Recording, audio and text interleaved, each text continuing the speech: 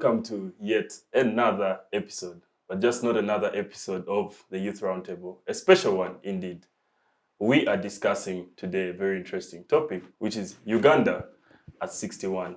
61 years ago, a few kilometers from here at the Kololo airstrip, a gentleman by the names of Akirimo hoisted the Uganda flag, which had been designed by another gentleman called Grace Ibingira.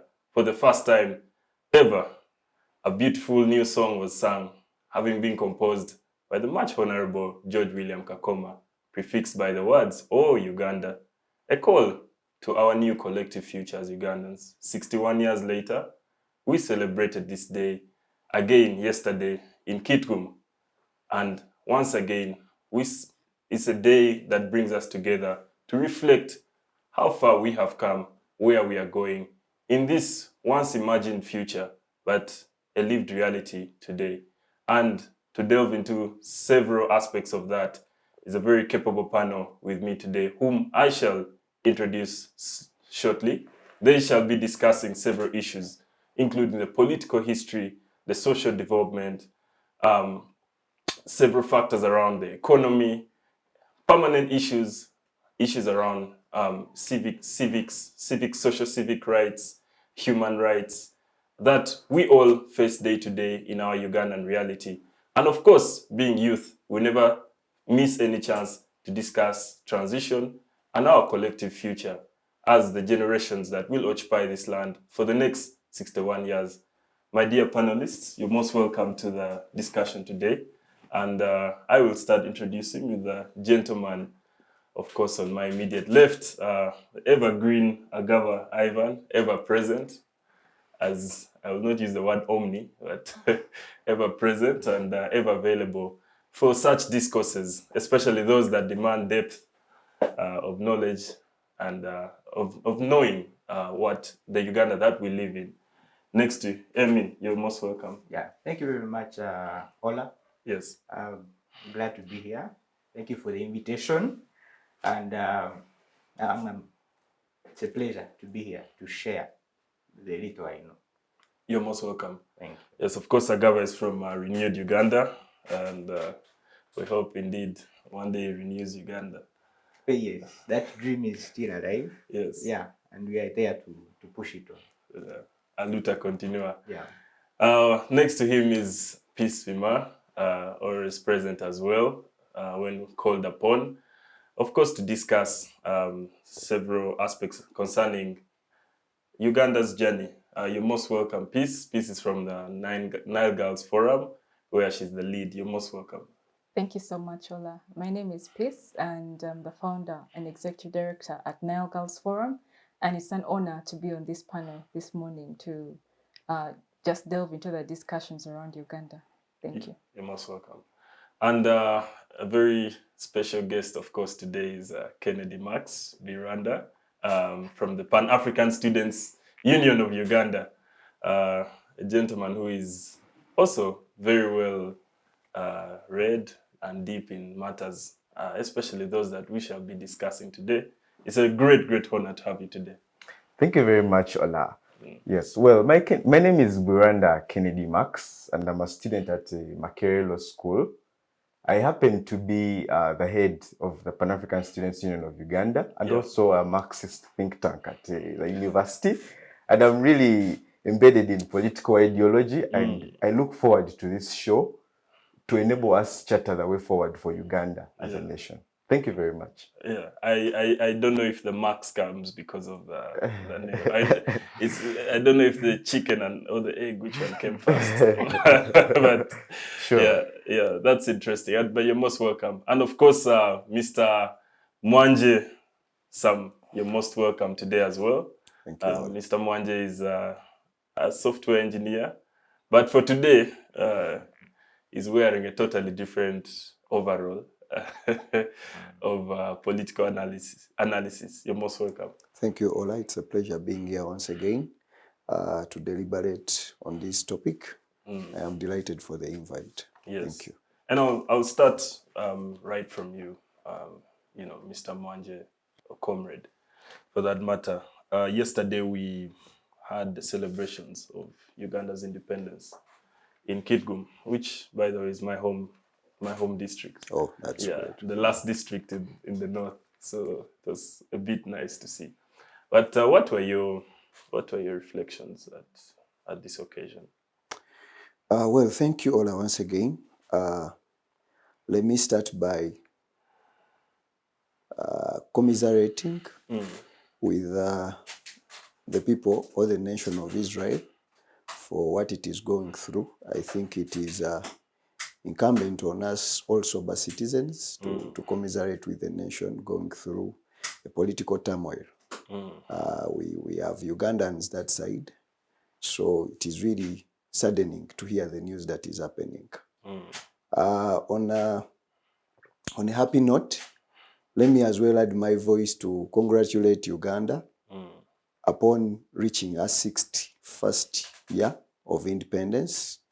It is a great milestone for the country. However, it is also a time for us to reflect on.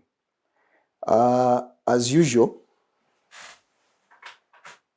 we normally have a budget running for such occasions. We find a better place where we can host these occasions. We host very many people. The president gives a speech, and there is all that excitement, especially to people that work because it's a public holiday. So according to me, the reflection of this day, I think over time, needs to be redefined and rebranded away from simply the occasion that happens and simply the speeches and the public holiday that happens to people. And I think I am very optimistic that from this discussion, we shall have a much better overview of how this day can look like. Do you think people, Ugandans, especially the young ones, see Independence Day much more of a public holiday or a day to relax than a day to maybe reflect and enjoy the spirit of the nation in which they live? I think, to me, both are correct, but one is more correct, if I may use that English, because the young people have been in a position where they have only had this history from readings.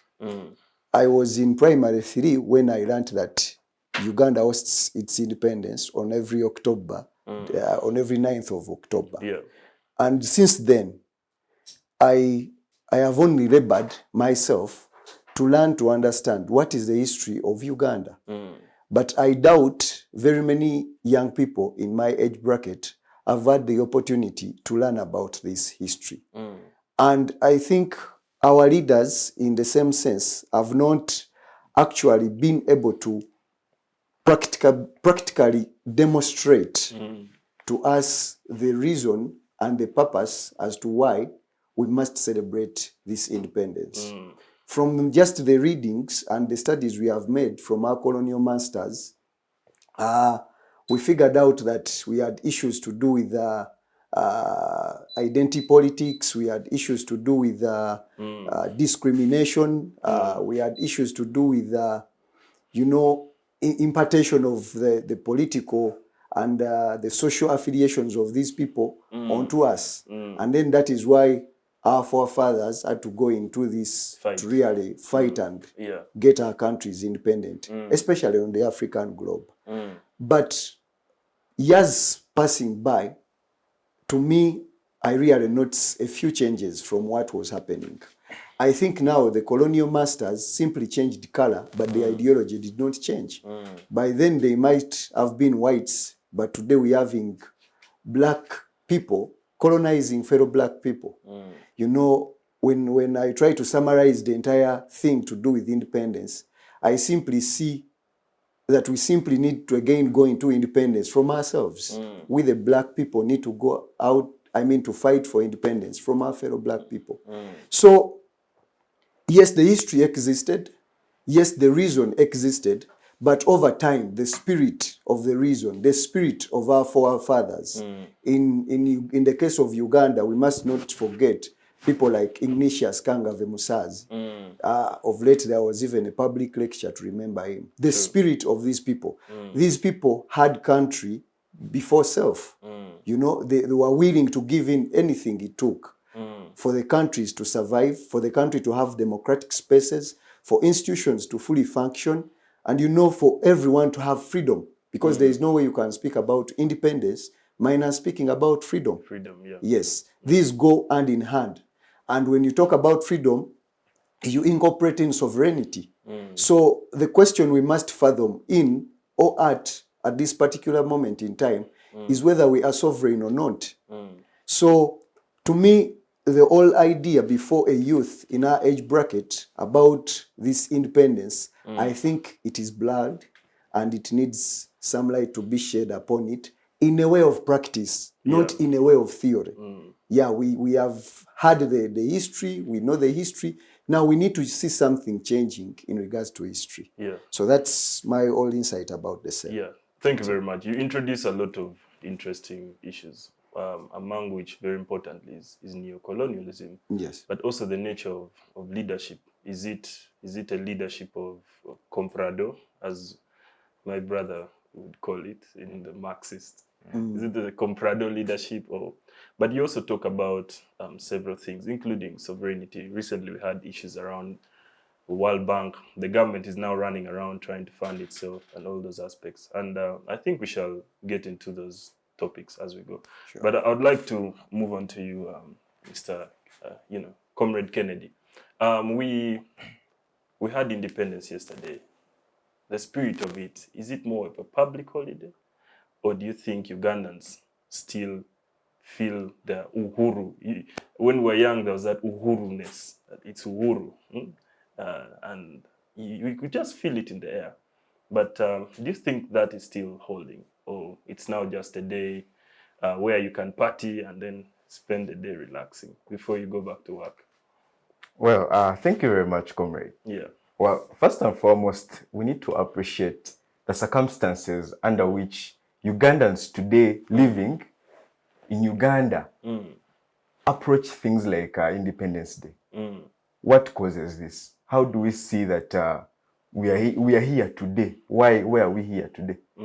From my own perspective and my own experience, I've realized that Ugandans are very detached from independence and anything to do with politics. Majority of Ugandans, if I'm to say this, live in oblivion in regards to Uganda's political history or its constitutional history. And yet we are cognizant of the fact that Uganda has had a very turbulent political past. Our preamble. Yes, we've really been through a lot from the 60s. Within 24 years, we had about eight takeovers, including military invasion. We've had coups. We also had an occupation. Yes, we had an occupation for some good time, to the extent that the president of Uganda then, Binaisa, went for a conference in Gabon, and he was denied a seat because they believed Uganda was still under Tanzania. So if I'm to talk about Uganda's turbulent past, I would actually spend a day talking about it. It's very mundane. Yes. But the situation Ugandans are living in today, I don't know if we decide to be in where we are right now, to just ignore the patriotic duty of appreciating our nation's history, first and foremost, because people find history boring. People don't like to engage in discourse around where Uganda has come from. So they may not take this very, very serious, because I do believe Christmas is celebrated more than Independence Day in Uganda. But now, like I was saying, what circumstances have led to this? Now, first and foremost, like my brother has mentioned, is how we actually live under a new version of colonialism itself. So, to many people, I may actually not blame them.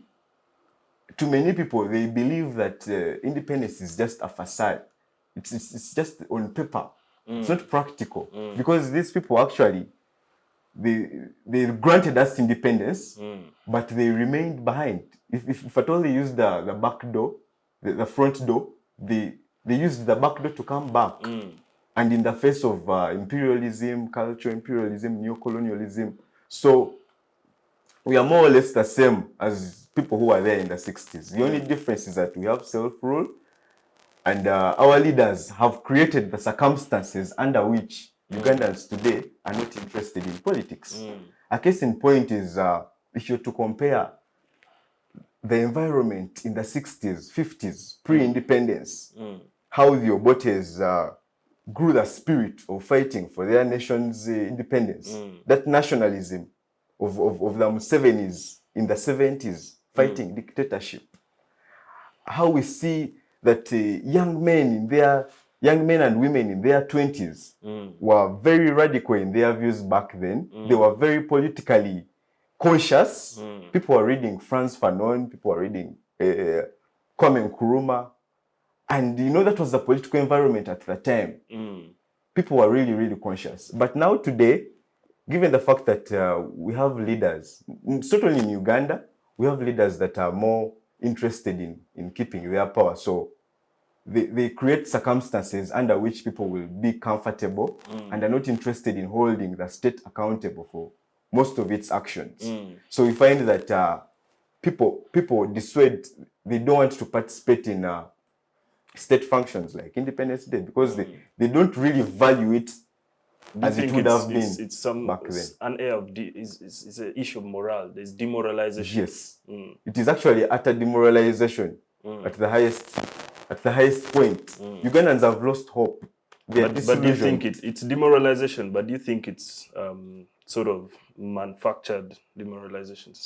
That's something that has come out of as strategists. Sure. To put the citizenry in a state where they just apathy. Yes. Yes, because actually this has been both internally and externally.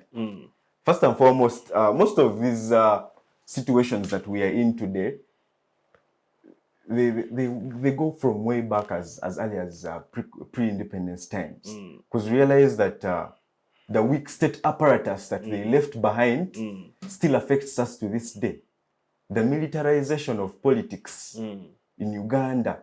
We witnessed yesterday opposition leaders being whisked away by an army that purports to be very sophisticated, but going for the people who do not have any threat to state security, mishandling them like that. We realize that all these roots from as early as the early 20th century, when the British colonialists decided to employ a certain tribe, a certain ethnicity to be involved in the state machinations of security and military and the army.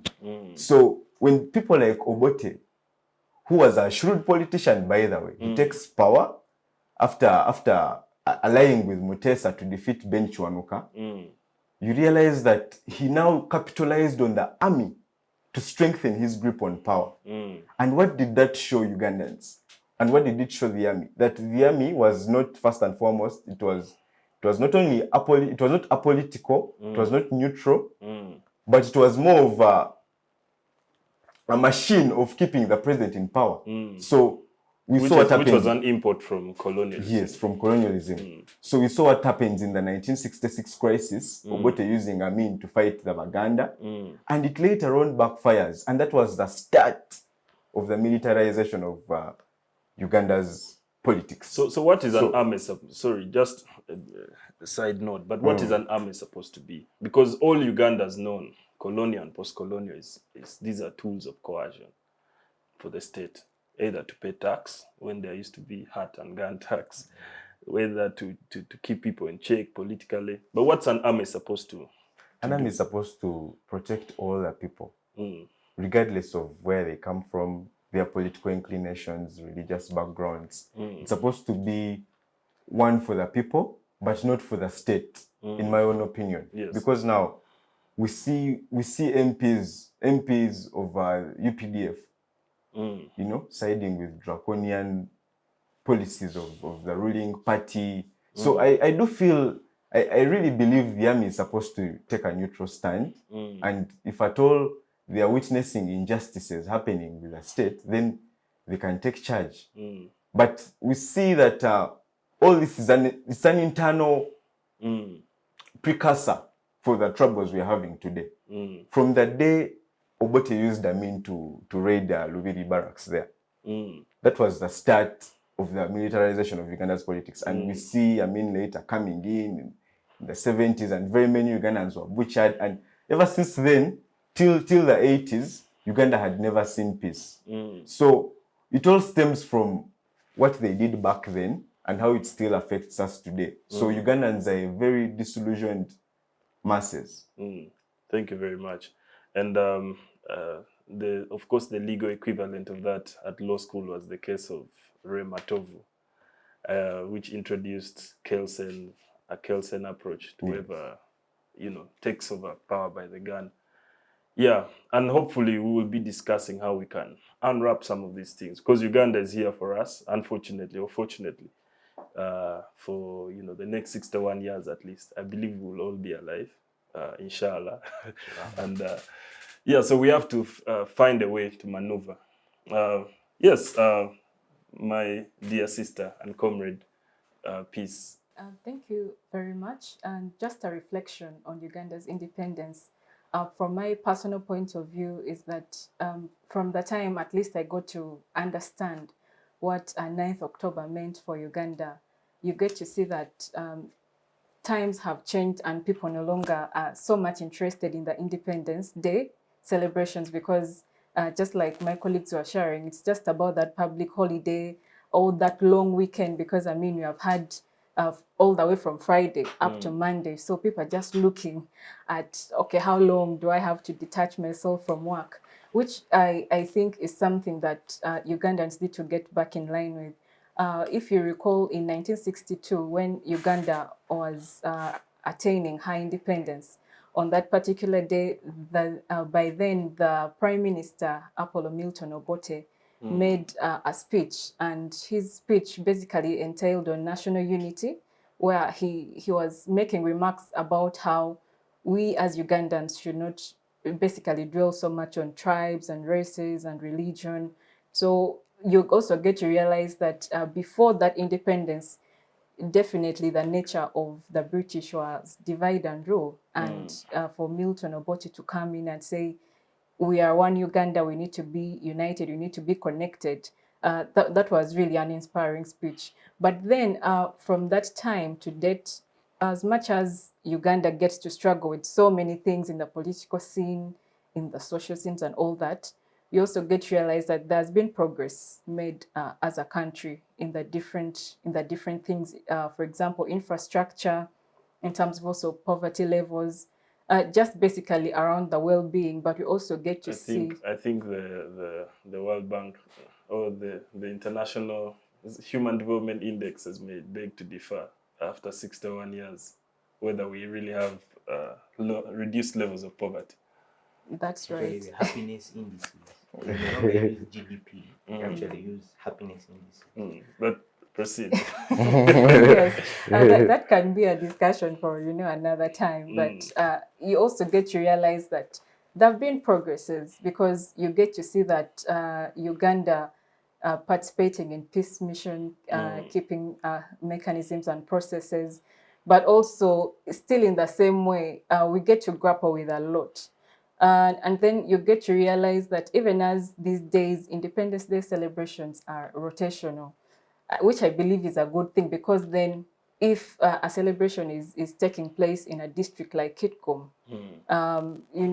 you get to realize that between these 61 years, the northern region has also grappled with a lot of violence and wars. So in order for us to actually keep in touch with the reality, I think that is a good move, to keep it in a rotational basis, to also get to see from a perspective, because if we're only looking at Uganda as a whole, on the progress made, we also get to realize that if we are to go down to the subnational level, there are different parts of the countries that of the country Uganda that still get to grapple with what we call an involvement in a way that there's improvement, because you get to realize for a district like Nebi, it would be a different narrative from independence to date. But also, the other thing that we see coming out strongly is how the leadership has evolved. And if for that particular case, I would speak on the affirmative action, for example, for the women, because you get to see right away from independence, we had the first female vice president, and now these days we are getting to see people like the prime minister being female, which I think is something that Uganda is embracing, but it also needs a collective action, because it's not just about, okay, from the 61 years, how many women are in leadership positions, but also I think the quality of women that are getting to those positions. But generally, as a reflection, I would say Uganda still has a long way to go, because as much as we say we got independence, sometimes I feel like, just like my colleagues have been sharing, we got independence, but there was like a back door where you find it's just the word independence. But when you go to the reality on the ground, we are still, there are still very many aspects that we need to decolonize, even in terms of our approaches to the different, for example, health systems. You get to realize there's still lots of that colonialism that entails what kind of quality service delivery takes. Could even be worse than it was. Exactly. So for me, from a personal point of view, I still believe we just have that mindset that we achieved independence because, you know, the Union Jack was brought down and the Uganda flag is up. And then, you know, people just think these days Independence Day is about holding that flag. You see people taking photos with the flags and all these things. But then how about we go way beyond that? Because if you're to interact with maybe even just 1 in 5 people on the streets, and you just ask them, what is your perspective? What do you see Uganda evolving from the 61 years to date? They would basically have nothing much to say, except maybe some of them don't even know who then who led to that process of us acquiring that independence. So for me, I would still think that it's only until every Ugandan understands what independence means for a country like Uganda, and not just leave it to the political people who are in active politics. I think that's when we can actually have that patriotism, because you even see up to date people still struggle to put patriotic clubs in schools. It's because there is that aspect lacking, that they need to get people on board in order for us to actually understand what it means and how we have evolved as a country. Yeah, thank you very much. And when you speak of education, I think I studied civics, I think for 1 year, and that was it. Like, we were the last people to study civics. How old are you? No, you guys missed it by a year or 2. It was political education then, right? Either political education, but I remember It was that phased being out. taught what It is was phased civics. out. Yes, there all was that, civics. Yeah, so if that was still, you know, compulsory, maybe would have more economically sober, or politically aware or conscious Ugandans. But right now, the interaction between an uneducated lot of Ugandans plus this monetized politics is just a recipe for really dirty, you know, murky politics. And of course, you bring up many points, but I think what I pick from you is what all of us feel a lot of times, which is the paradox of Uganda's journey. It's paradoxical. Some days you feel like there's progress. We are, you know, a regional giant promoting security. Some days you feel it's insecure, even internally. Some days you feel like there's good infrastructure. Then some days you feel I was in Ginger. And, you know, it's a paradox, but that's the journey that we all have to deal with. Yeah, sure. And of course, the wise man next to me, your reflections on Uganda at 61. Sure. Thank you very much, Olaa. Now, I think really I will also beg to re-echo to congratulate Ugandans upon having celebrated their 61st birthday. as an independent nation. Yeah. And I don't know whether in the very sense of it or just on paper. But either way, I don't know whether you know that the Kabaka or the kingdom of Uganda actually celebrated theirs on Sunday. Because Buganda was awarded or given independence before Uganda was. Yes. A day before. Yes, the day Yes, before a day Uganda before. was. So on 8th October was when I checked it up on the official Twitter handle of the kingdom. Yeah, they were celebrating their Independence Day. Yes. So I don't know what that resonates, but it still means that we still have small states within a grander state that of course has the tools of coercion. Anyway, that aside, you see, I really laugh when I hear people talking about the founding fathers of Uganda having been Ike Musazi or Apple Milton Obote. Uganda, the nation state called Uganda, was founded somewhere in Berlin, in Germany, during a certain conference. The Berlin Conference. Yes, so that is when Uganda and almost all other African territories and states were founded and boundaries demarcated. I don't know whether you know that Uganda's boundaries used to extend towards Naivasha. Yes. But they kept on readjusting them until they reached where they are including today. a gift from Leopold, which added the laws of peace to Nile. Uganda. Sure. So there were trade-offs. There were trade-offs at a certain conference, and these trade-offs continued. And I think even Uganda past. was exchanged for Faroe Islands. Yeah, it's Yeah, called, because we were German territory. Yes, So it's they, German they territory. exchanged. The Heligoland Treaty. Heligo, yes, Yes. Heligoland Treaty. So I think we need to put those at the back of our mind if we are to look at this body politic called Uganda. So and when you talk about independence, what comes to me first is when these envoys were sent to Britain, to I think Lancaster House and Marlborough House, to deliberate. That's just before independence. Yes, just before Late independence. 50s.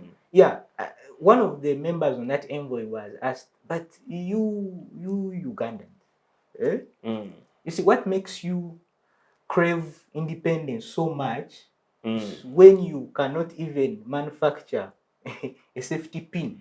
You see, yeah, you can't manufacture toothpicks and you're craving for independence. And you see, this man's response still strikes me to today. He said that, you see, give us a chance to govern or misgovern ourselves. You see, in the due process, we shall learn. I don't think Europe and all those that try to hold us up to the standards of democracy should have the moral authority, because they've misgoverned themselves for the longest of time. You see, just that because people are not conscious, you let other people come and hold you up high to standards that they've built over a period of time after having mismanaged their affairs themselves. So, and that strikes me. Now, when independence was being declared, I think Obote then and the Magezis in UPC were all talking around the slogan of waging war against ignorance, disease, and I think inefficient creators of wealth. Yeah. So as they looked forward to having this fledgling economy that was on takeoff stage, thrive amid the globalization that had actually started taking shape. So, there's that book called Not Yet Uhuru. I think, yes, it is Uhuru on paper, but in Ugandan's pockets, I think it's not yet Uhuru. It's not yet Uhuru in very many ways, politically, socially, and I think economically. So, I also felt I should underscore that. Now, I listened to people talking about passage of time, I think vis-a-vis achievement. I think Ugandans have grown this apathy because whenever we celebrate independence, we are simply celebrating passage of time as opposed to achievements. True. You see, if you give me the achievements and clearly stated that the achievements that I can really listen in beyond reasonable doubt, as opposed to just passage of time, I think I hold those more dear. I think the 4th of July in the US is actually celebrated more than any other holiday or any other commemoration in the US, because of the reason the gusto still stands as it was in 1776. So I would like to say that we need to remind Ugandans of the labor pains, the labor pains that took shape as Uganda, the nation state called Uganda, was underway during formation.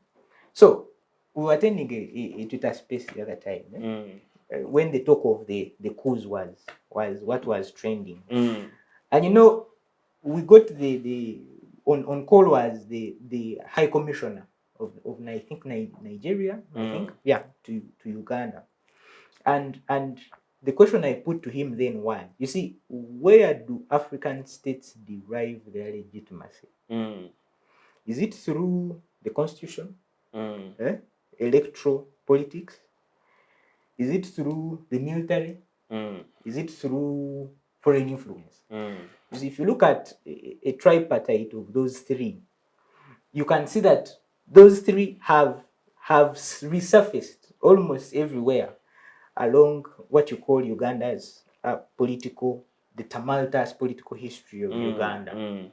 So I think without examining those and whether those still play, you see, it had to take for Museveni that understood that you see you cannot lead society without a set of rules for them to play by.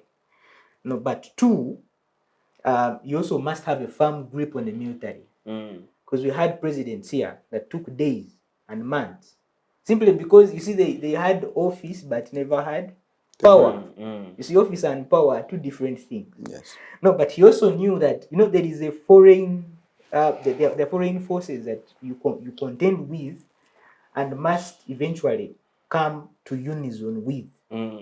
So he has kept that delicate balance of forces, and I think it's what still keeps him tick for now 37 years and running. So if we do not understand those, I think we are bound to misconceive the issue of independence. So you see, if you look at just the constitutional history of Uganda, from the independence constitution, then came the pigeonhole, then we had suspended, and we're here living on decree. Someone wakes up and dreams and then says this should be done. And then he was ousted, and then came the National Consultative Council. You get it? Eh? So it really shows you, I think, as one legal scholar put it, that constitutions, I think, are made with mistakes for future generations to correct. Yes. So I think the constitution, being a living document, I think must be amended to right the wrongs that the former generations made, either because of self-interest as the leaders then, or because they just didn't know that it would happen. So I think it's also good to appreciate it from that facet. All right then. We'll get a bit now more into Q&A. Thanks for those reflections, and I wanted to get back to you, my comrade Mwanje. My brother hinted about the history of Uganda, where the colonialists used to use what they call occupationalization. They pick a tribe and give it a role. Yes. They said the Baganda are good at business. They gave them coffee. So the Acholi are good at at Pastoralism. fighting. Oh, fighting, not pastoralism. The army. Yeah, that's why they gave us the army. And then they gave us cotton. Because they said if we give these people coffee, coffee grows very well in the north. Recently, people have just realized That it does. that it does. They give them, cotton so that they fight. The Ankolia like this. And we got independence with a lot. Of course, we fought wars and all these things. After the wars, these people, the Nubians and of course the Northerners, stayed in the barracks, continued to be the machines of, and you still see those aspects to date. But those are some of the origins of what we now call tribalism. Yeah, we recently had a scare, not a scare, but all over social media with Bobby Wine's speech. In Luero, but in general, the discussion, the president seems to maneuver around it smoothly when put to question. But what do you think, socially, in terms of us, different tribes of Uganda, coming together to say this is our country? How far have we come? To say we are Ugandans before we are Acholi, Nyankole, etc. How far have we come? Yes, Ola, thank you. I think for me, it is very important that we note in the first place that when we talk about freedom, we must talk about freedom in the context of good governance. And you see, when we talk about good governance, it is supposed to also be in the context of people having, individuals with certain moral values and rights. So, in the social aspect, like you want to state it, you seem to ask, how have we evolved? How far have we come? Yeah. How far have we come? Well, when I really fathom about this concept of independence, I look at it as, a child coming to a father and then is like, I want to take over something. Demarcate for me my territory. I'm very ready to do what? To take care of it and then to guard it and then to protect it. Like I really want to be sovereign. You get the idea.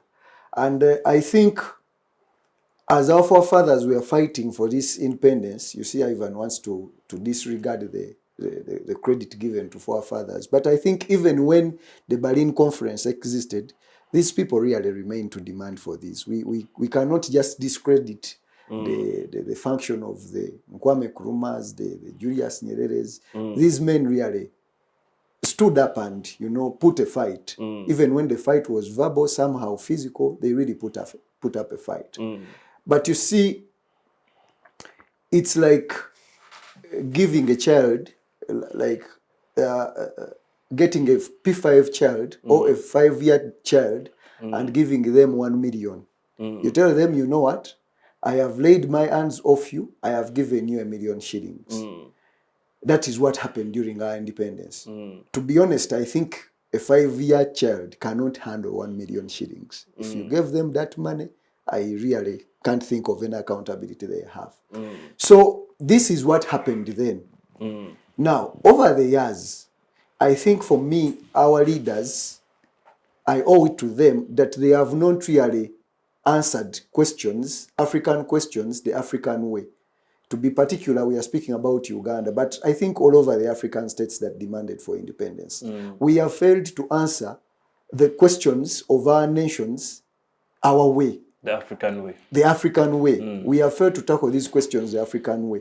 And that is why we are still continuing to demand for independence. He has really talked about the coups. Me, I think the sole existence of these coups is because we are still demanding that we answer our questions the African way. That is why Captain Ibrahim Traore is insisting that we don't want the French to maneuver around us. But these are years, these people attained independence. So when we were given independence, I think our first assignment that we have actually failed to fulfill up to date is how do we go our way now that we are sovereign, now that we seem to be independent. How do we answer questions our way? This is what the superpowers did. When the Americans break off from the British, they set things in their way. They amend constitutions in their way. Now here we are, we are making amendments every now and then. And then you ask, did we really have to think about what is suitable for the African? You see, the social thing you're talking about, the tribalism we are talking about, this is what the British put before us. You know, you remember before before independence, King Edward was taken to exile. When he was taken to exile, there was a demand to bring him back because he was putting up a fight. When he was brought back, they got these two, Milton Obote and Mutesa, to become, to antagonize each other. So they went antagonistic. So they started fighting each other because the British then knew they would not rule Africans, or they would not rule us in any better way unless we were against each other. And over the time, I see it is the same thing that our rulers, even when they are black in color, have continued to do over time. These are the questions that have always remained. You know, when you look at the Idi Amin, when you look at the regime for Obote, he continued blaming Uganda. He was saying these Uganda are tribal, are what, and then we went on war. When it came to the time of the Bush War, then, Museveni says there was no democratic space. When he tried to put up the democratic space, it is really the first 27 people. The first 27 people to be mentioned were from the same kind of region.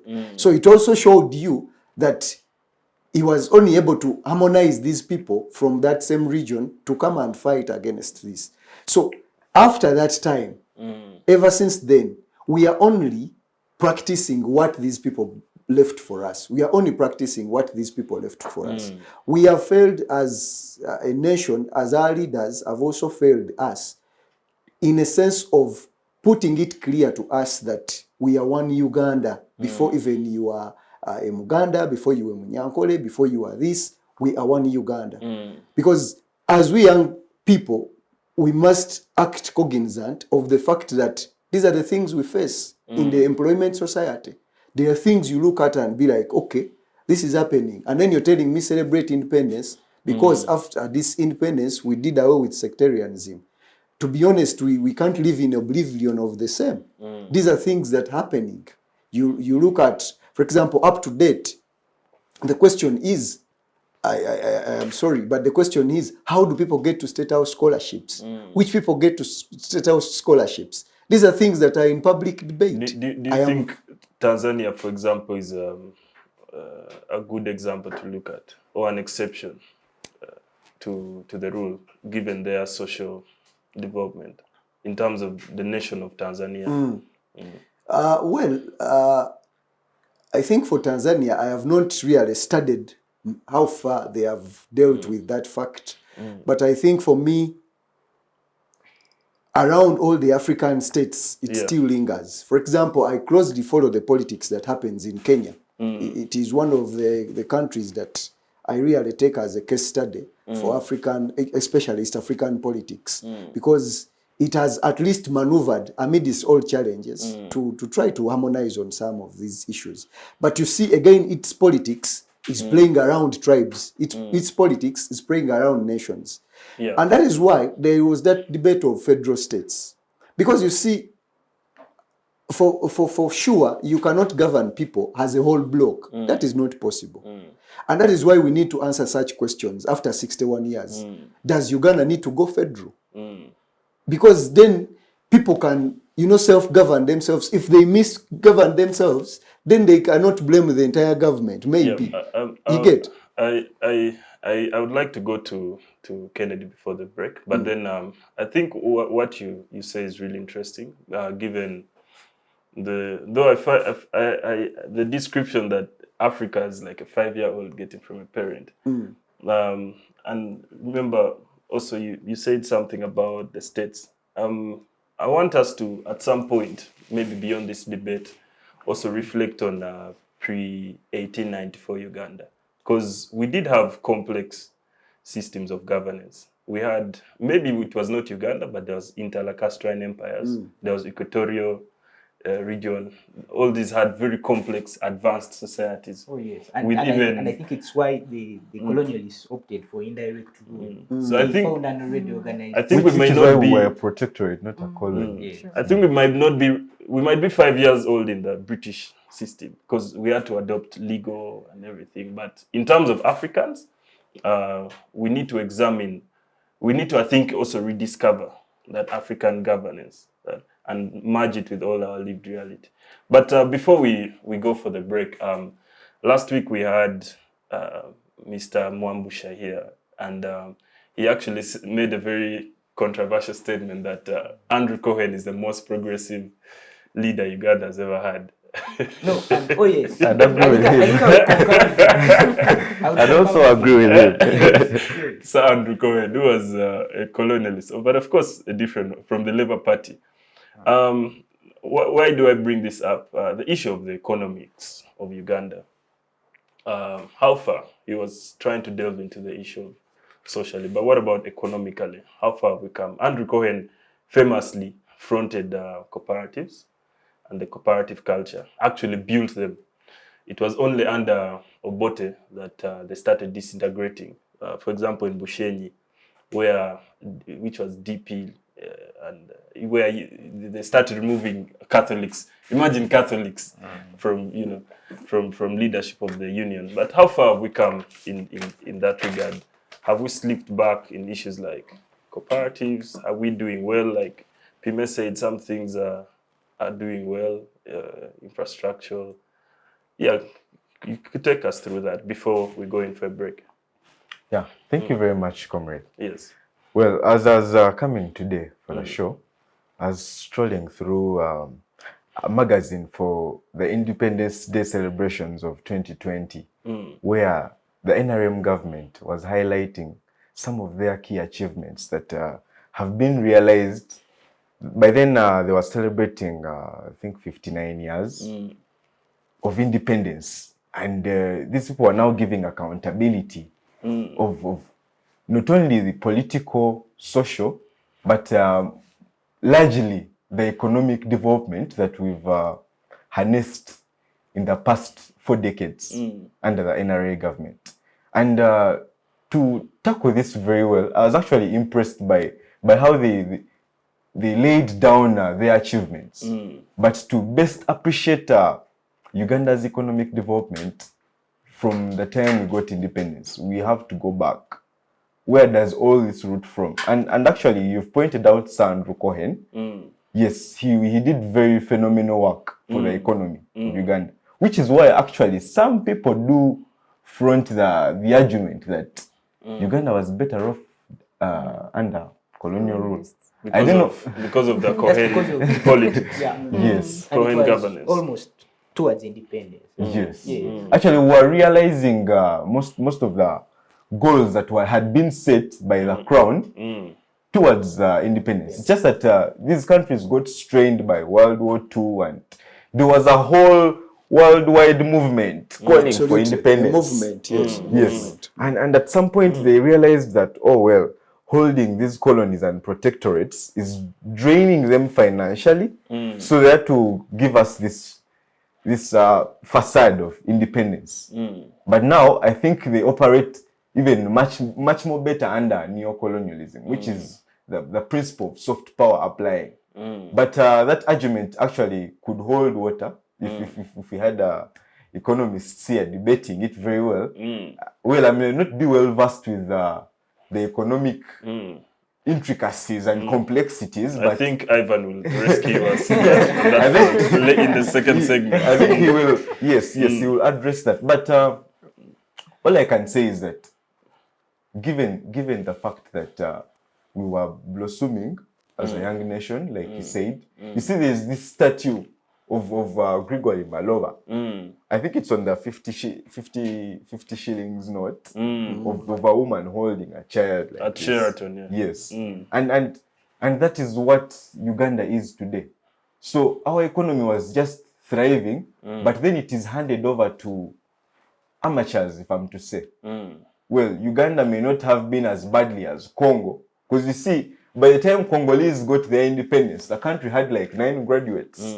We could also say Uganda may not have been as bad as Singapore. Yes, yes. Yes. There's also that dimension. Yes, Malaysia. actually, the Asian tigers. That's a very, very good example to juxtapose our situation with. But the problem is, it all roots from bad politics, bad leadership, which is why we are in an economic quagmire.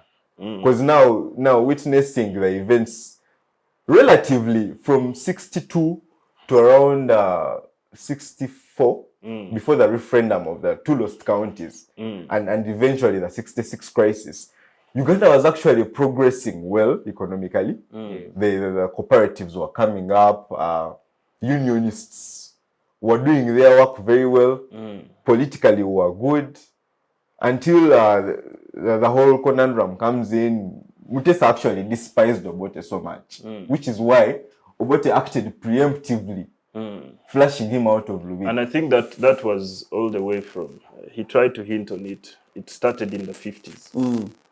The bickery between those two. Yeah, which is, I think Mutesa disagreed with the British Crown on certain issues.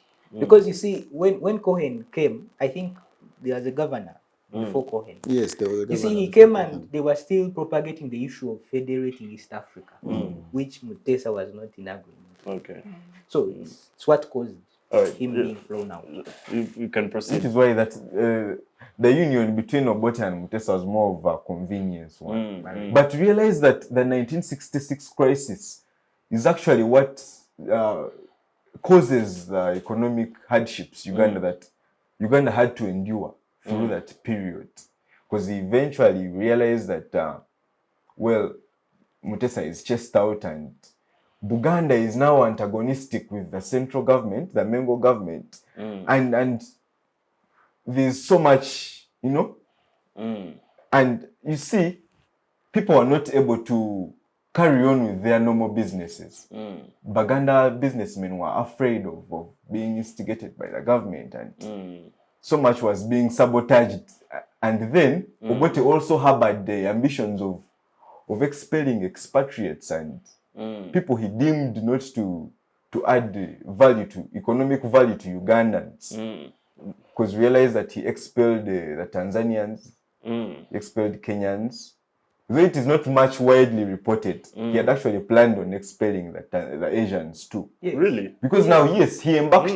By the time he embarked on the move to the left, when you go to the National Archives, you'll go through that document that was projecting his proposed socialist policies. The Common Man's Charter. Yes, the Common Man's Charter that was launched at Lugogo. And now, those mid-60s, from mid-60s to late 60s, things were now going down the drain. Because now Obote was getting paranoid. For him, he was now arresting and detaining people. And then there's an assassination attempt. They shot him in the jaw at Lugogo. And surprisingly, he was operated here in Uganda at Mulago by Dr. Martin Alike. But now, ever since that happened, things turned sour. And this is in all dimensions, politically, economically, socially. Socially, even the music people were listening to in the 60s. People had to go to Nairobi, to the studios to record music. That shows you how much really Uganda's economic trend was just now going downwards. Which is why economists and the modernization theorists do believe that the reasons as to why we've been stagnant economically in regards to, for example, the Asian tigers, Singapore, Malaysia, it all roots from the leadership crisis that we've always been having. Now enter in a man who was illiterate, semi-illiterate. I do believe Amin loved his country. He was very patriotic, yes. But I think his advisors were even afraid of him. Like they say he was shot on the grave. No, the first law of power is never outshine your master. So even when he's illiterate, you have to be less, even more illiterate. The man referred to himself as a superpower of Africa, of the world, by the way, not even Africa. And actually, he had very good Pan-African credentials. He was a patriot. Even by the time he left Uganda in 79, last man standing, he didn't steal money from the coffers like most fleeing presidents have done. But now the issue comes in, we see him employing technocrats in his cabinet. The first Amin cabinet had people like Professor Rugumayo, Abu Mayanja, very intelligent men. Yes, Ben Chiwanuka. Yes, Wanume Chibedi. He was foreign affairs. He had the good mouthpiece, even Jira. But why was Uganda's economy terrible in that time? There's a certain statement I was reading from Amin. He said these ministers, we are not understanding him. And he said he was way much better than them. Way much better than them, so they could not understand his words. So it was not his problem. That is what he says. It was not his problem for the ministers not to understand him. So that is the kind of money you're trying to... And actually, which is why I would attribute the 70s. The 70s were a difficult time for Ugandans. And that was the period under which everything went to shatters. To the extent that even in the 80s, as we were trying to recover economically with the SAPs and all, it was really not up to what we wanted. Because all these roots from the 70s. The 70s, we have Amin. That was a time of dictators anyway. We have Bokassa in the Central African Republic, Mobutu. Times were tough. It was a period. But people thought they would use Amin by the time he went into power. That's why we have these intellectuals who were in his cabinet. They hopped into his government, hoping maybe since he was a buffoon, he would listen to them. Yes. He was this kind of person who was funny and around, so people could think they would manipulate him, which is the same scenario with the Israelis and the British, who actually helped him get into power. But once he got the grip on power, he became paranoid, expels the Asians. We have the economic war, and things were scarce. I've talked to old men who lived in that time, and they tell me that even drinking a bottle of soda, it was hard to get. People would drink soda on Christmas Day. Luxuries and these fancy goods were only limited to the top echelon of the ministry we are going into a break. Yes, of the military. Yeah, but you can conclude. Yes, so all in all, my point is, from the 60s when the political situation deteriorated, it contributed to the economic downfall of Uganda, which left us way behind other countries that we had actually even been better than. And the NRM government is trying to revamp our economy for the fact that the FDI has grown from $605 million in 2006-7 financial year to $1.7 billion today. So I believe we need to also acknowledge the small strides that we are making progressively. You're right. All right, thank you very much for that discourse. For our dear viewers, we are continuing in this very interesting discussion, of course, of the journey of Uganda.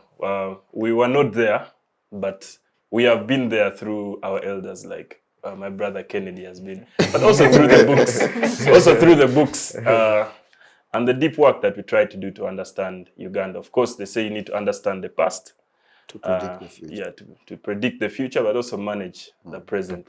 So we shall continue with this discussion. In the second segment, stick with us. We shall discuss issues around regional integration, that journey. We have to discuss the future, transition. We are going to discuss geopolitics, multipolar world, and what it means for Uganda. And of course, a way forward from our panelists. So stick with us on the City's Youth Roundtable today. Digital rights are those human rights and legal rights that allow individuals to access, use, create, and publish digital media or to access and use computers, other electronic devices, and telecommunication networks.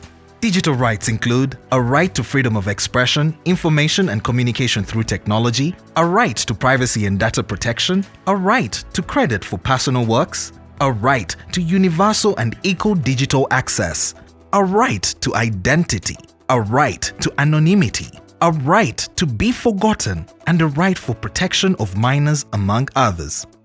The state's digital rights are frequently violated through various unfair actions, for example, blockage of websites and social networks, theft of credentials, unauthorized use of people's data for personal gain, privacy intrusion, online censorship, arrests and intimidation of online users, internet blockages, and the proliferation of laws and regulations that undermine the potential of technology to drive social, economic, and political development worldwide. It is hence every citizen's responsibility to respect rights of other digital users and to speak out or report to the responsible parties when one's rights are violated.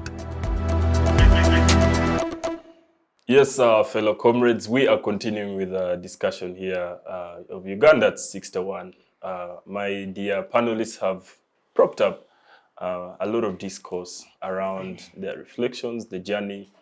We have been discussing the social journey in terms of tribe. We are discussing, we have just discussed the economic journey as well. But I would like to move on with you, Peace, in terms of service delivery, before we go into regional integration, but also the international dimension, which Ivan will try to break down.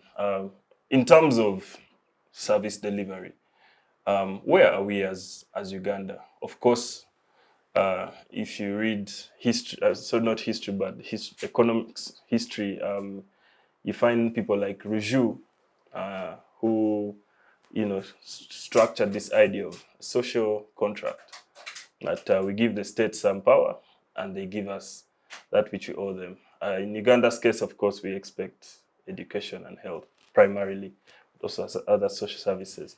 You tried to hint on it in your introduction, but I think you can take us through where are we currently in terms of service delivery. Yeah. Thank you very much. When you asked that question, I just remembered yesterday's speech by the president. And he highlighted, I think, 8 what he called ingredients of success. Yeah. But this man changes numbers. It was 10, 4, now we're on 8. We're on 8.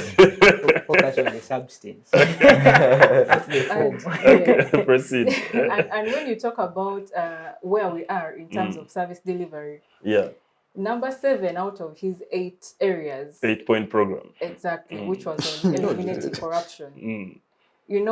Uganda has been having that discussion about corruption. Yes. And when it comes to where we are at, when it comes to service delivery, we all know that that particular docket goes hand in hand with the corruption, because I believe we still are not there. I wouldn't lie, in terms of service delivery. Because you get to realize that there are very many things, as much as the president keeps to highlight that in order for us to be successful as a country, then we need to eliminate corruption.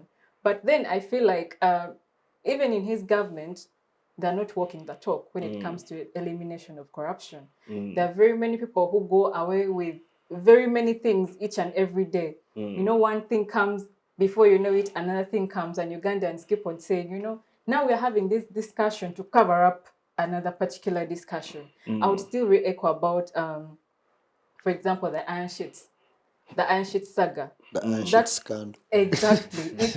it would still go back to the fact that it was also a service delivery issue, where you find people now getting to divert resources that are supposed to be allocated for a particular group.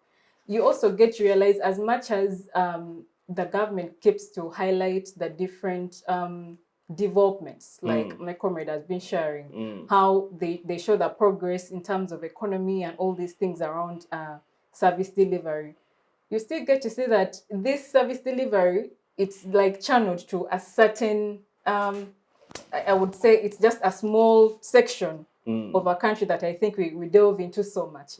And for me, I would still give context to Zombo district, where I come from. Yes. People talk of service delivery, infrastructure, hospitals and all this, but you can imagine for a district like Zombo, what at least I know of, there's only one hospital in that district, and that hospital is not a government hospital. That is one. But if you're to go to Zombo district as of now, I think the only stretch of tarmac we have is about 2 kilometers, 1 kilometer. So if you're to ask me, about service delivery in Uganda, I would still believe we are way backward in terms of that. And still that goes about good governance, because if the people who are in power are doing what in line with what the people in the communities want, then definitely you'd see these things come to pass. But you also get to see still a district like Zombo. It's when it comes to the election time, I think 90% of the people in Zombo vote. And of course, when they vote, when you vote for someone, you expect services to be in place. But we are such a peaceful part of the country that people just get laid back. So in terms of infrastructure, but don't you think that's part of the problem? The patronization of service delivery, such that it's a reward or a political play, rather than, it's because this is the state. Everyone is Ugandan. Exactly. And I think that's where we're failing, because people feel like they need to put a service in place because they have voted so and so in power. Actually, these days, even when politicians are contesting for those positions, they use that as a strength. For example, they say, if you vote me into power, then we are going to tarmac the whole road, or we are going to fill in these potholes. So it makes us feel as Ugandans that we just have to keep on demanding, and yet that is our ultimate right as a Ugandan, to make sure that there is medicine in the hospitals, the road networks are perfect, the schools actually have teachers in there. The other day, there was a celebration of the Teachers' Day. And I think when you look at Uganda largely, mostly in the rural areas, that is a more predominant profession. But then these are the same people that keep grappling with salary and all these things. But also in terms of the infrastructure, when you go to these other different parts, I would not even say like for West Nile only, but even when you go to the western part of Uganda, you still get to see that in terms of infrastructure for education, people are still studying under trees. Kids are still walking barefooted. So you get to realize, like, what is actually the problem? And I think it's just because issues around service delivery, people look at it as a personal gain. Even when they are awarding scholarships, like my comrade has been sharing, you get to want, like, as much as people talk about the quota system, when you actually see the actual people who are getting those privileges and all these things, then you get your question. But of course, they'll keep on saying, if Peace is from Zombo and she has applied as someone studying in Kampala, then that is what she's off. Exactly. She does not qualify. Peace, all of this reflects heavily on the quality of, I think it's called you're good with indexes, the Human Development Index of Ugandans, and the quality of people, for example, coming out from our systems is appalling compared to those maybe at a certain given time in our history. It reminds me of one of the people I hosted here called Augustine Ruzindana, historical, who said, in Uganda we have too much of the state and also too little of the state. So you walk and you see a very big pothole, so you say, where is the government? But then you see soldiers marching, six soldiers. It is called the extract. But before I move on from that, I wanted you to also comment on the gender issue, because he stated that we were given independence as Uganda, but then the colonialists came from another door. Similarly, Uganda is a success story for women emancipation, but did you think that there's still some back door where women are held down in terms of their general development in the country? Yeah, I strongly believe so, because as much as we are a success story in quotes, like you say, maybe it's true. I'm just moderating. Yes, I concur with that, because as much as there are women in power, in positions. Yeah, because now we have the vice president, the prime minister, the speaker, then the first deputy prime minister, half of the parliament, half of all district councils.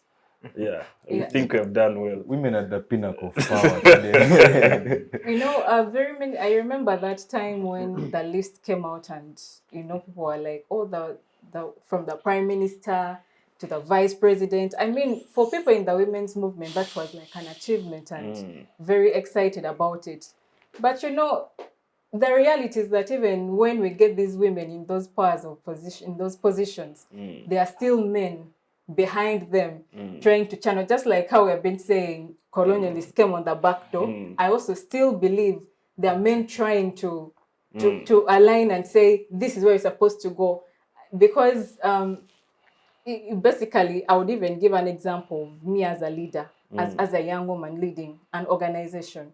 There are very many times when I go to spaces and people still question Who is the leader? there is no man behind me who is actually funding or making sure that I get all these platforms. So I think most of these things are just documented on paper. And that is why when that list came out, people had conversations. Why is the president putting a dormitory of women to come and govern? People are still, even up to date, they still question women ability. So I think it should reach a point where people are no longer getting excited that, oh, it's a woman on the space, but it should be treated as an equal opportunity for everyone. But there's a interesting time, I think in the 80s, where we put in place affirmative action for women. I think 1.5, and then in terms of women MPs. Yes. Do you think that's still something that we should hold as a country?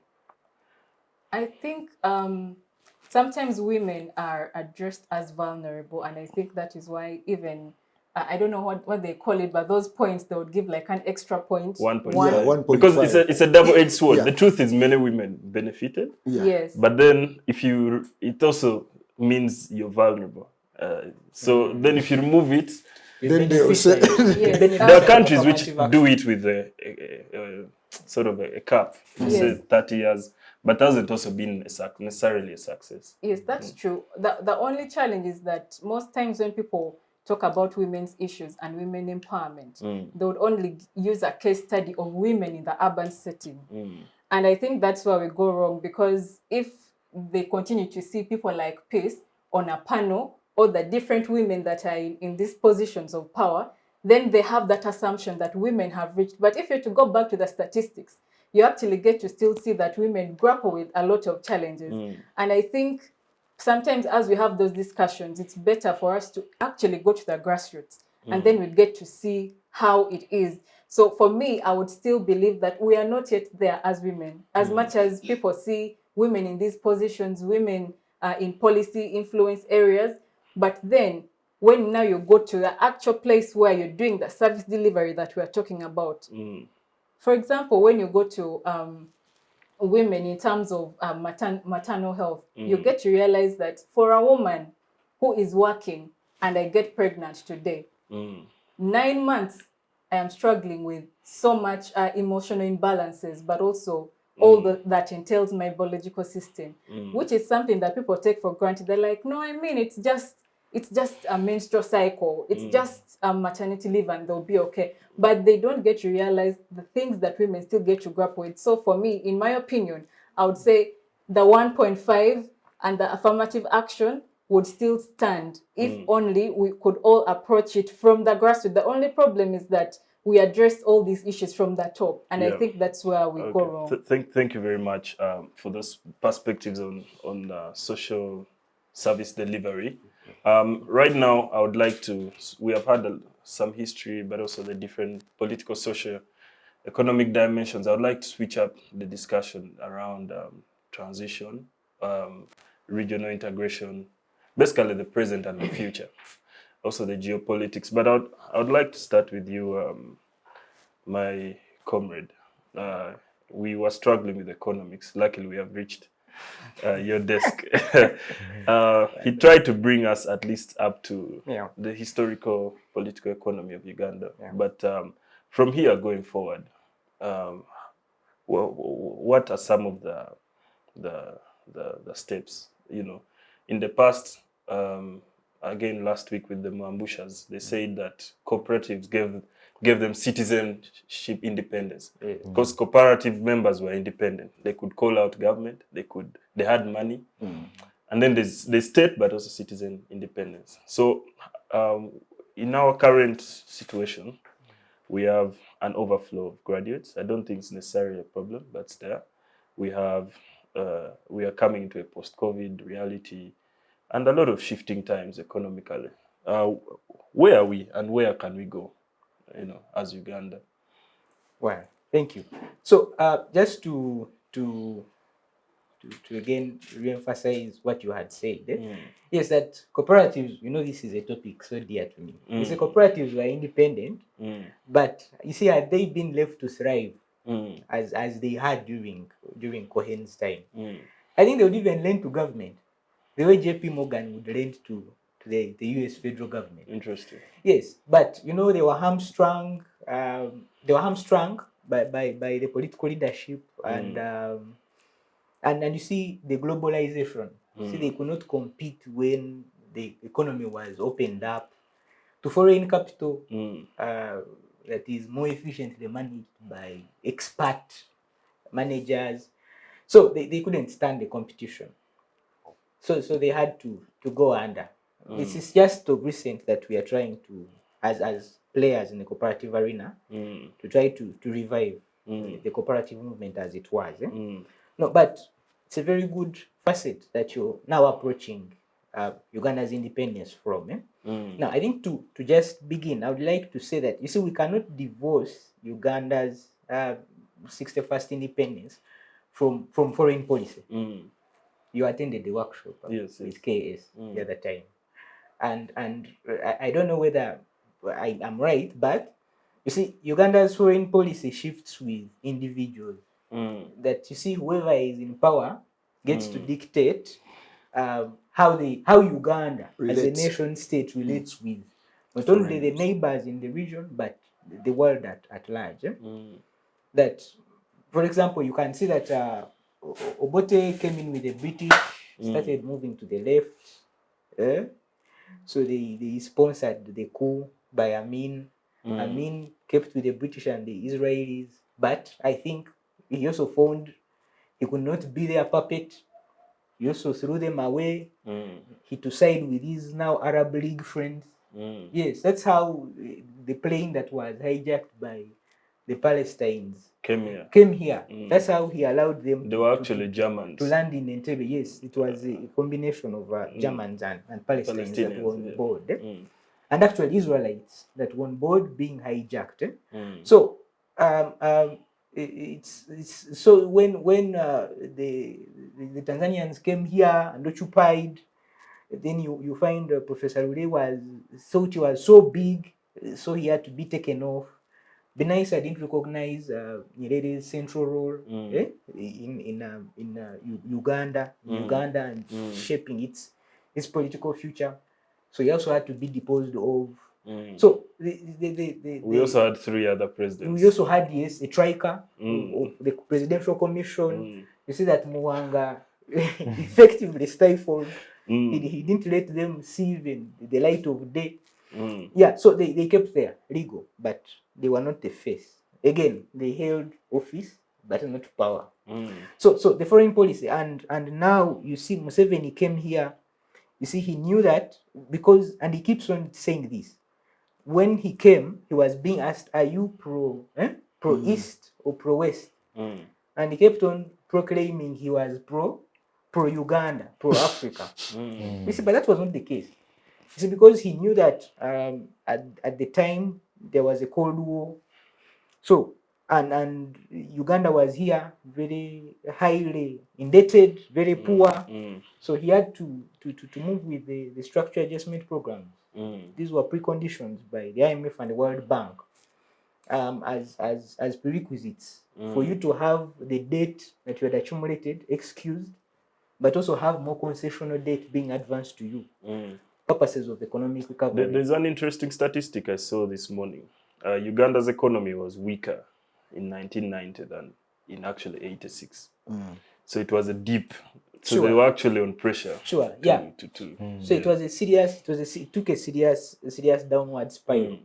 So we cannot divorce foreign policy from that. Two, regional integration.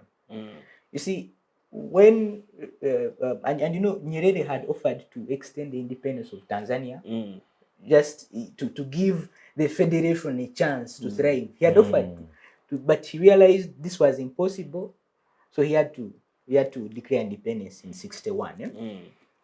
And Ambassador Dunia Yovare has talked about this severally. You see that the challenge then was, do we develop first and integrate later?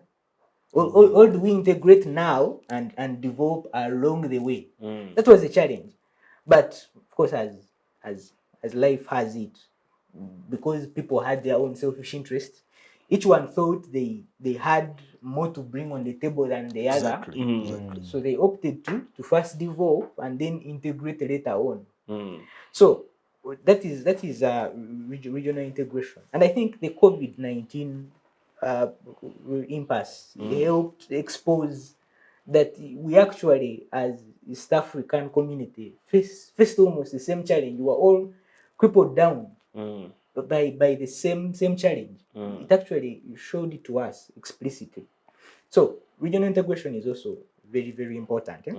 Now, coming to the macroeconomy, you see, and Museveni expressed this during the recent State of Nation address. You see that he was saying that, you know, socio-economic metamorphosis occurs when societies begin to modernize. Now, how do you explain modernization? His understanding of modernization is having a huge bulk of the population moving from the agrarian sort of economy to industry and services. You get it? And having the same bulk leave rural areas to come to the urban. So leave the rural areas for large scale agriculture, and then come to the urban to work in industries. Which is not necessarily true, right? There's also their model. Yes, that's how, like I said, that's how his understanding. Okay. And he has the metrics because he gave the percentage of the population in the respective countries in agriculture. That in USA, which is usually the world's superpower, you have 1.3% of its population actively in agriculture. UK 1.5, France 3.6. You get it? So he kept on giving those. Those were his metrics, the metrics that he was using as a yardstick to gauge that. So and he provided what we call a quadro-tier effort. That how do we have society socioeconomically metamorphose through having 4 levels? That one, how do we involve all adults in the monetary economy? Which is, I think, what he's doing through the PDM, the parish development model. No, but 2, how do we then add value to raw materials? That if local investors cannot catch up as fast, then we can attract foreign direct investment to do that, value addition. And 3, how do we build a knowledge-based economy? I think based on the statistic that, you know, services actually contribute most to the GDP, but actually employ least of the economy. So how do we build that knowledge-based economy? And it can employ young people. Most of them are in IT and the services sector. But lastly, you say, how do we expand and modernize the services sector? So to him, he thinks that if we follow that quadro-tier effort. What's your opinion about that? So my opinion about it is, you see, anyway, for me, I usually want to trace it to the history. You see that Uganda should not have liberalized as it did. Because Yes. I feel like if you look at all that 40 year, a cooperative system actually resolved all of them, including knowledge, because of course people educated their children through that system. Yes, actually, But also cooperative is not exclusive of liberal economy because it's a private entity. Sure. So I think that like you said, I watched, I think, another show on Civic Space. Yeah, where they were saying, where Amin used to call all the Bachiga. He called them vegetables because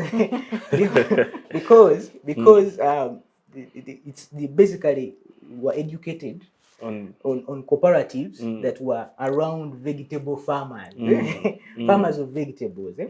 So it educated most of them, and it's why you see most of them are very staunch members of the cooperative movement because they grew up on money from the cooperative movement. So, like I've said, if you trace it back to the history, Uganda should not have liberalized permissively as it did. I think it should have been calculated and very methodical. To the extent that, and you know, Teddy says Che used to write in the Confidential that these parastatals, they were put in a newspaper. They were being advertised in Europe. In the way you advertise bread and soda, Ugandan companies on sale. That was in his pullout, the Confidential. So privatization was supposed to be methodical. Now, I think coming to the 90s, you know, in economics is something called the impossible trinity. That once you have an independent central bank, you want free capital mobility, but you also want a fixed exchange rate. You see, it's an impossible trinity because you must let one go for the economy to survive. So for Uganda's case, we wanted an independent central bank and wanted free capital mobility. So we had to let go of the fixed exchange rate. I think you know there was window 1 and window 2 here. Why? Because Amin comes in, wages an economic war, it distorts production, the supply value chains. So the Indians that were practically the commercial class of Uganda had to leave. So he's sanctioned, Uganda is sanctioned. No one wants to trade with you. You see, so no one demands your currency because they must trade in your currency. So your currency automatically depreciates. So what happened was that, and you know, with every government that left, you'd find one group, they before they leave, they first go to Bank of Uganda, they deplete all the foreign reserves. So you find your deficit, you're in a dollar deficit. Apparently, Obote depleted the coffers in Obote too, as he was fleeing. Yes. So that's what would happen whenever every group came. Yes.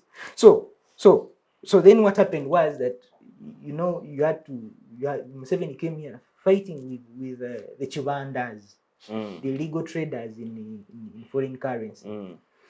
But eventually he had to let go of the fixed exchange rate and to let it be dictated by the market forces of supply and demand. So it happens that way, the impossible trinity. So just bring it, because of time, just bring it back to the discussion.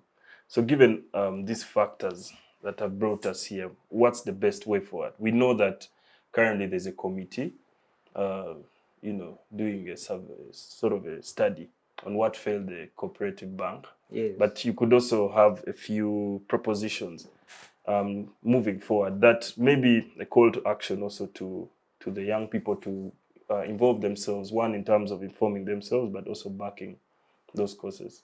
Sure. Just as we conclude. Sure. So as I think I conclude, because like I say, this is a very broad topic. Yes. But I would like to say that as part of the consultative meeting that was held at Silver Springs, Ugorovi, where we were asking that committee that you've talked about concerning the reestablishment of the cooperative bank.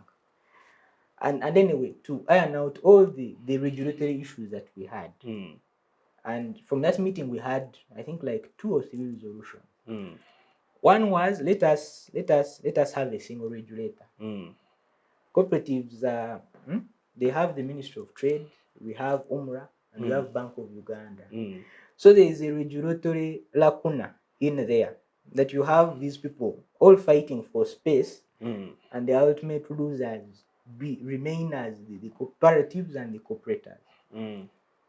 The other was that we had to agree on what the composition of the board of that single regulator should be.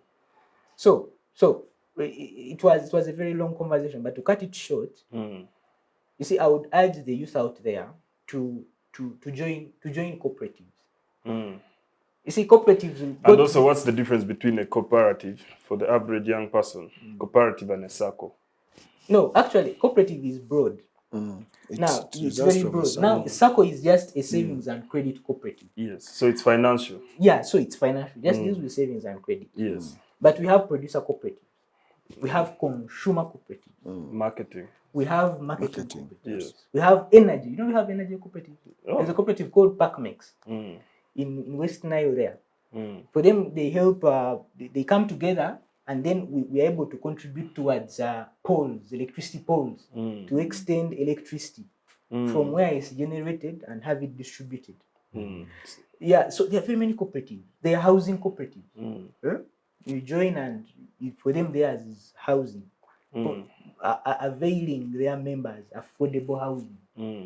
So there are very many. With unions. Now, what happens is, you see, there are primary cooperatives, and then primary cooperatives aggregate to make secondary cooperatives. Yeah. So now it's the unions that are now tertiary. The unions that are regional that are now tertiary.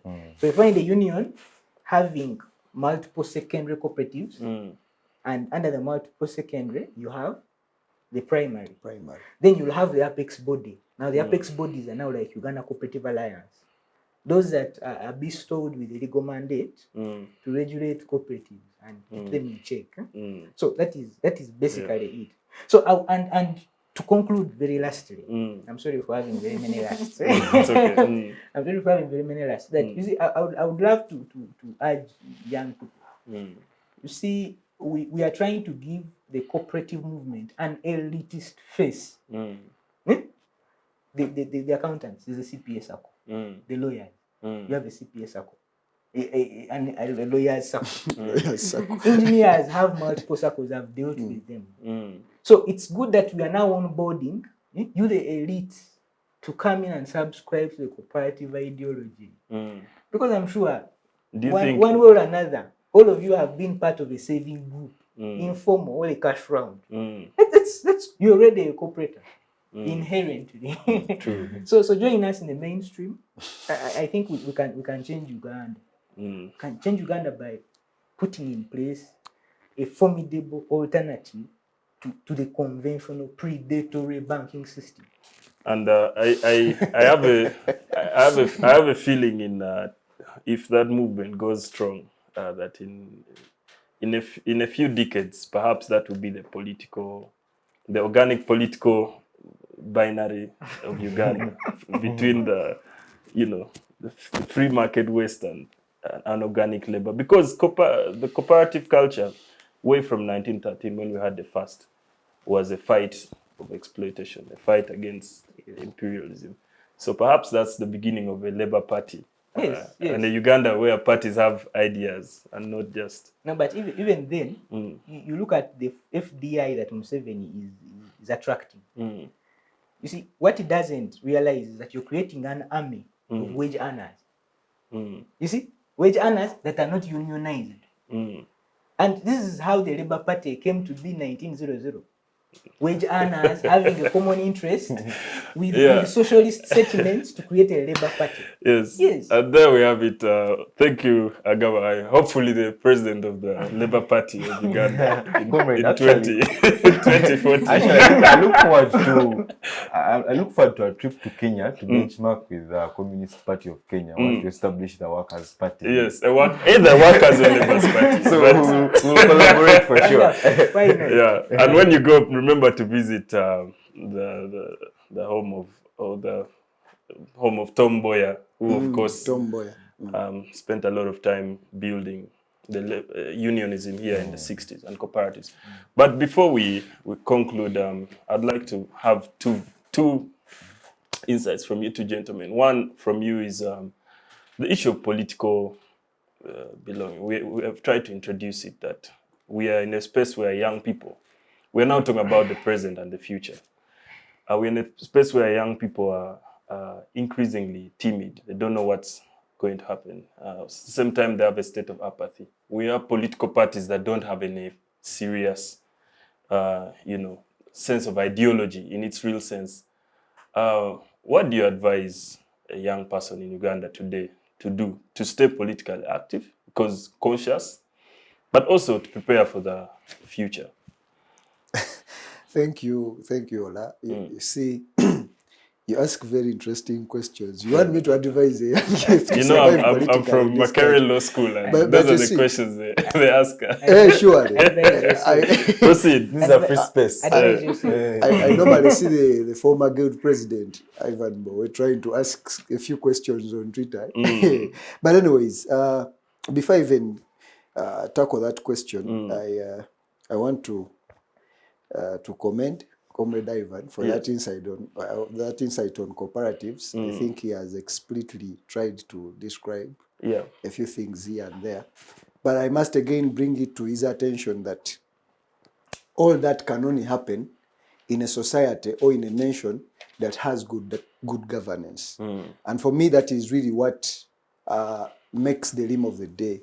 That can we have a Uganda with good governance? But Comrade Mwanje, even in Britain, where the Labour Party is strong, has produced greats, including Cohen, there was never space given to the Labour Party. It was actually initiated through the Industrial Revolution, and of course before the World War I, when it solidified into the Labour Party that we know of. So don't you think it's an error in law? We call it prima facie from the beginning to think that space will be granted to you. Well, you may think that way, that space will not be granted, therefore we must start. And I'm not, objecting Yes, that. please, yeah. I am saying it is really very okay. That is why we have him on the panel. But the governance has to be there. But the good governance has to be there. You see, the true test of good governance is the degree to which it delivers to human rights. And you see, when we talk about human rights, we don't only talk about the tortures, but we are talking about political, economic, cultural, social, such things. And you see, a combination of all these is what really stands out to provide that smooth environment for anything that might happen. So even as much as Comrade Ivan has all this knowledge, makes all these deliberate calls to us to join cooperatives and stuff like that, we must again advocate for good governance. And I think for me, on this, our 61st birthday, this stands out. And I want to challenge the ruling party and the leaders, in case in point, the president of this country. Because you see, we cannot divorce the NRM from the 61st journey of Uganda. Because the NRM has ruled half of that journey. It has ruled half of that journey. We must be cognizant of that. So for us, or particularly me, all I demand is this form of good governance. We must question a few things, and we must come to reality as Ugandans. That is why I mentioned that unless we start answering questions in our way, then there are certain things we shall not solve. For example, just of recent, she highlighted on it, the scandal of the Prime Minister and the Vice President both attending the UN conference with different delegations. And then coming back to fight. And then coming back to fight. These are things that we must really address. If after 61 years, we still can't resolve on such simple matters. I call them simple matters. True. Because we know the UN conference exists. We know which delegation must be there. And you don't know how much amount of money was spent in that. Because all these people are special delegates. They go with bodyguards. They go with people to take care of them. And this is the amount of money being spent somewhere. And then we come back, we grapple with what? With potholes. Maybe that money would have fixed a few potholes here and there. And for me, these are the questions that we need to answer. And to try to even get to the direction of transition that you talked about, you see, I believe that President Museveni has done this country so good up to the time he was able to. I personally believe at this moment What in time. time was that? I think that was around 95? No, 95 was there I was still fighting some wars here and there, but maybe that was up to 2005. Yes, 2005, 2006. He must have accepted to have someone else lead this country. You see, when we talk about a country, we are talking about evolution. We are evolving. True. In fact, we must as well evolve in terms of leadership. Every country that has managed to survive, to really build states, it has answered the question of the democratic space. It has answered the question of democracy and how we transit from one guard to another. True. In fact, even if you build a castle, even if you build any state, you see, I normally attend spaces to do with Libya. And you see, when we talk about Libya, some people argue that the challenges Libya is going through is because of the grip of the UN and the whites that still remained on Libya. But me, I believe that even the failure to answer the question of how do we move on from this. Because when President Museveni came here, he said that this was a fundamental change. It was not a mere change of guns. Then we were dealing with guns. Uganda was baffled with guns. Uganda was baffled with wars. He came, he fought these, and he tried, we must say, on a scale of 100% to solve this by 80%. That we appreciate. Now, we needed to transit to answer other questions, to answer economic questions, to answer political questions. For me, I believe over time, these we have failed to answer. And this is why we get into circumstances where we are uncertain. So you tell me to advise the youth in such an uncertain environment, because we do not know what is happening. The safeguards in our constitution were violated. So we are only surviving on God's mercies, I must say. Because the constitution, yes, might have its challenges, but it is there to guide us on a few things here and there. But now all the safeguards have been removed. So we are living on God's mercies in this country. So as youths, I think what we can do best is to advocate, is to always raise our voice. And that's why I want to credit this civic space for providing this platform that we may, utter out these issues, we may add a voice here and there. I think the best we can do is to advocate, and again, to maybe pray. Because we are living in very uncertain times. And to pick guns. And to pick guns. Well, I want to reach home safely. I don't know. Because it is Idi Amin who said that I know there is freedom of speech, but I can't guarantee freedom after speech. Thank you. So, Mr. Agaba. Thank you, comrade. I want to have him submit a particular discourse. But it's true that lately, it feels more like we have more order than peace. And because peace is something you feel. There are countries you visit and you feel, okay, I'm actually at peace. And order is imparted. Oh, yeah. But then lately we feel like we have order, just order. Like someone has told the class, you keep quiet. You keep quiet, yes. Sure. But then you also bring important aspects, of course, different throughout your discussion, and I hope the young people are listening. But what is more loud is your silence, that it's hard to advise because it's hard to know, like it's very uncertain. But of course, like you've advised, you have to keep advocating, informing ourselves, and trying our best to be ready for anything. But before we close, I would like Kennedy. From the beginning, we have always had aspirations of Pan-Africanism. We live in a time where there are coup d'etats.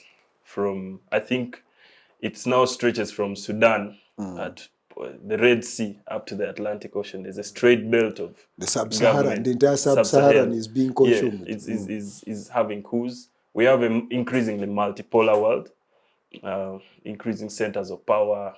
You can see with the Israel war, Ukraine, China, BRICS Plus, which has now admitted Ethiopia. Where are we in terms of, from an international perspective, Uganda? And also, how does the future look for us in that perspective? Of course, we can't tell, but we can see some scenarios. And that's why I call experts to break down issues. Yeah, so you're most welcome. Thank you. Well, the status quo, as you may see from the news and media and all these outlets, realize that we are heading for a certain period. You see, like how we had the 60s after Kennedy's assassination, we see the Cold War now getting intense. This is what we are heading for right now. Now, as Uganda, first and foremost, we need to first understand our situation and how we'll deal with the global scene, our image out there, and our foreign policy. So right now here, we need to look at the transitioning from President Yoweri Kaguta Museveni, who I am very sure will not be around in 2031. Well, he may come in 2026, but we need to look ahead. We realize that currently political parties have been stifled. I think it is important you demystify how you will not be around. Maybe can't reveal his sources. Oh yeah, okay. Yeah, to make it actually clear, I mean, he may not be president forever, but still, yeah. Yes, and you realize how political parties have been stifled, opposition political parties. We're going to reach a point where you have to choose between NRM and the MK project. So the thing is, as youth, how do we position ourselves for the transition? That is very key. And having a transition government after 40 plus years of President Museveni will enable us, like he has cited, to now shift our focus and put all the energy in foreign policy, making sure that our voice actually does matter on the world scene. Today we can only have bargaining power because now the great leader of our country has been able to pacify regions like the Horn of Africa, and he's a big dog in today's language in the Great Lakes region. We're seeing what's happening in DRC. While we may put all our attention in the wars happening in Ukraine, we need to focus on what's here on Africa first, in the Pan-Africanist sense, which is why I really appreciate the fact that youth today have come up to deliberate on what's next. We are seeing coups all over Africa, even what just happened in Congo Brazzaville. At some point I felt like, yes, the coup was really imminent. They just preemptively worked on it. But the thing is, there are even more coups yet to happen. Surprisingly, it may even be this year. We may see another coup in West Africa, or who knows, even in East Africa. So we need to prepare ourselves, first and foremost, by ideologically orienting ourselves. Because now, if I cannot find a party that aligns to my values politically, why not form one? So, me, I've embarked on forming a political Workers' party. Union, Yes, or Labour Workers' Party. Yes, I want to form a workers' party, a political party that is well-grounded ideologically, that can help us disabuse the pedestrian way of thinking, the way we look at things. So it is going to help us position ourselves for the next government, which I believe the next government may either be in the hands of the standby generator or any opposition strong man, you know. And you see how the dynamics of Uganda's politics keep changing. In 2016, we didn't know Ewan Chagulanyi would come up. Or But even today he's a force. Yes, yes. Today he's a force to reckon with. So who knows? Maybe perhaps in 2026 I could be the force. Yes, the next force. And right now what we are undergoing is best understanding and learning and informing ourselves. Because now we may want to get to power, but when you don't know how to work with the different dynamics of power, and that is very disastrous. So I'm really, really eager to learn more and more. Today I've just learned a myriad of, cooperative knowledge, which I didn't know. So perhaps we need to coalesce and form a coalition as youth today, as we prepare ourselves for the next 2 decades. Because I do believe as this generation, the 4th generation of leaders is vacating, we will be taking the dance floor next. And we have to dance to the tunes of the global policies. Geopolitically, we need to understand how to deal with these different countries. We need to know and establish relations. Because one thing that perplexes me is how someone in the 70s, John Kalekezi, the father of Kaihura, was able to move from Chisoro to Egypt. To Cairo, yes. People like President Museveni in the 70s, at a time of no social media, had contacts all over Africa, Mozambique. Yes. But today we have youth with the latest iPhones. You're calling yourself the guild president of your university, but you even don't know a student in Namibia. You don't know anyone in Togo. And we are calling ourselves Pan-Africanists. So I think we need to create coalitions, youth coalitions, to enable us engage in discourse that will help us gain knowledge that can steer our nations ahead. So that by 2063, we're able to achieve our agenda of unifying and totally liberating Africa. So the same applies to Uganda. Today at 61, the youth of today must dedicate themselves to the patriotic duty of liberating our nation. Thank you very much, Comrade Kennedy. Our time is fast spent, but I wanted to give Pimer 1 minute, as well as Ivan, just to say a call to action. No, Ivan had his, so it's just it's just peace. A minute. Thank you very much, and I think this discussion has been quite enriching, and also, the experts on this roundtable today. But for me, one thing I would just love us to go away with is the importance of decolonizing. It's important that we actually get homegrown solutions to the different things that we struggle with. The challenge is that even as we have attained independence and we're now celebrating the 61 years, we are still using scripts that were written in the colonial era. Because you'd even get to realize that there are already systems that we have in our tradition settings.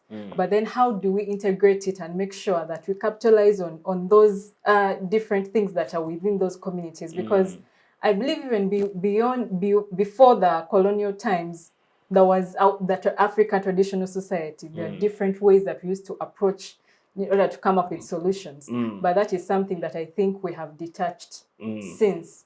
But also, just one word for young people. One thing I know, especially when it comes to this topic of discussion today, I think majority of young people know more Napoleon history than Ugandan history. And I think it also goes back to the way we have been structured in our school settings, but also what kind of information do we expose ourselves to.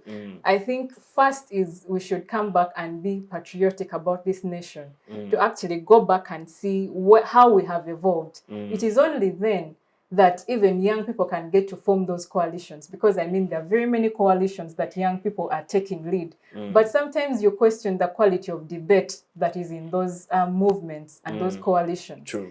So the first is for young people to interest themselves. Even when you see like yesterday's celebration of the independence, you can imagine how many young people followed the proceedings from the beginning to the end. So then how will we even better position ourselves if we are not fully equipping ourselves with this information, but also getting to know, for example, not just Uganda's history, looking at, for example, the East African region. Many times when you get young people on platforms like this, the knowledge, it's crafted to the point that the moment you take the conversation, let's talk about South African history, then we are all off. So I think before we even form those coalitions, we should interest ourselves in Uganda's history, and then now get to move out and say, okay, how do we get to compare this and that? Then that's when we can have a more productive debate. Otherwise, that is going to be a loophole that the people in power will continue to come have conversations and say young people are disorganized, young people do not know how to articulate issues. Yeah, so thank you. They're parochial. So in summary, the knowledge of young people is like NRM's achievements since 1956. That's a double-edged sword. Thank you very much. Thank you very much, our dear viewers. This has been a really interesting deliberation, discussion, several calls to action from my very capable panelists. Of course, you've heard Comrade Peace calling on you to inform yourself adequately. That is basically the best security you can have. Is not guns, is not anything, but is knowledge and being able to precisely state it out there. Comrade Ivan, of course, informing us deeply about cooperatives, but also several aspects of how we can get out of this economic situation. But I hope people follow up and join cooperatives in the different segments as you, our leaders, fight at a national level to bring it back. Of course, my brother Mwanje, of course, also calling on us to keep advocating, and my brother Comrade Kennedy with the goal of, or the vision of Pan-Africanism, but locally to start a workers' party. I hope you find a merger with Ivan. Actually, we are going to reserve the name. But you can follow all of them. Their hashtags will be on our handles. But also keep following, keep the discussion up in your spaces. Share as much as possible. Comment so that we know. And let's stick together in this journey, building collectively an Africa that works for you, for me, and for all of us. It was a pleasure hosting this show. I remain Okot Olaa. Thank you.